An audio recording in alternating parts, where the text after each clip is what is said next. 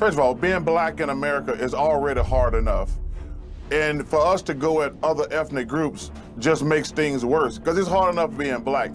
And one thing that's always disappointed me, black people treat gay people, we are the worst when it comes to treating gay people.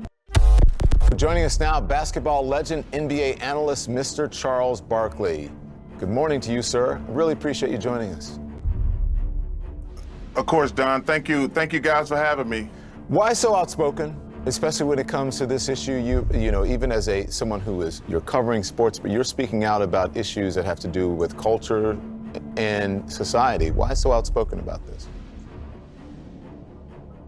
Well, Don, I don't like that word outspoken, because I hope anybody who sees racism in any form whatsoever should stand up.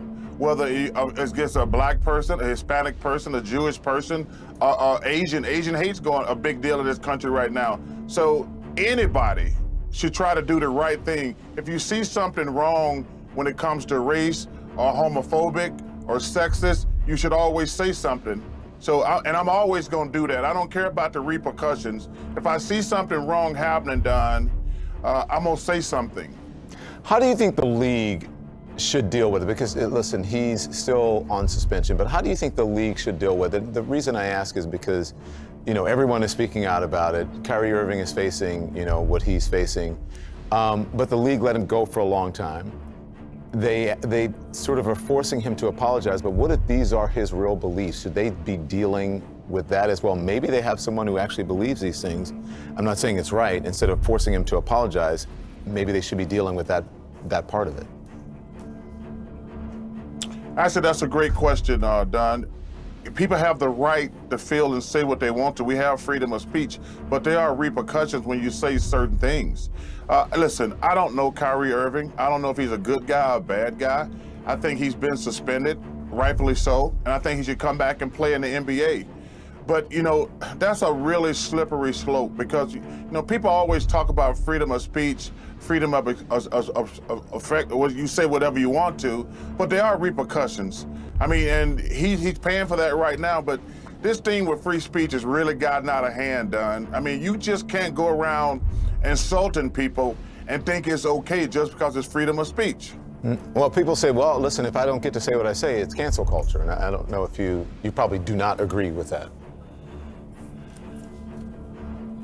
You know, I don't like use the term cancel culture, because I don't want anybody counsel. But you should be called to the carpet if you said something wrong.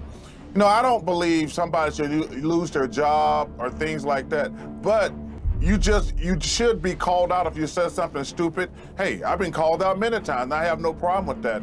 But I hate the term cancel culture, because very few people are canceled. Let's be honest and realistic. Yeah, that's a good point. Can I ask something real quick that I didn't think? Did you? Maybe you didn't see it, so you might not be able to answer. Did you see SNL? Did you see Dave Chappelle, his monologue? I did not, Yeah. but listen, let me just say this. I'm a Dave Chappelle fan. I have a really strict line on racism, sexism, homophobic, things like that. It's just wrong. It's nothing to joke about. It's a very serious subject. You know, Don, it's crazy. I'm almost 60 years old, and I grew up in Alabama, you know, and obviously I know about Montgomery, Selma, Birmingham, things like that.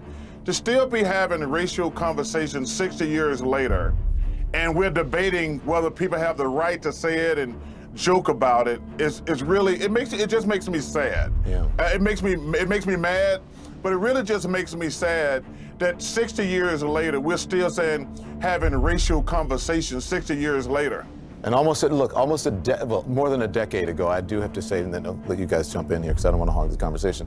One of the first people to contact me after I came out was this man right here. And that was over a decade ago. So these issues are really important to you, and you always stand up for people's individual rights.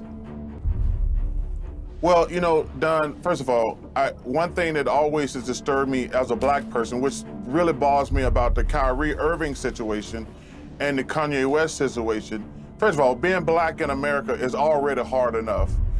And for us to go at other ethnic groups just makes things worse, because it's hard enough being black. And one thing that's always disappointed me, black people treat gay people, we are the worst when it comes to treating gay people.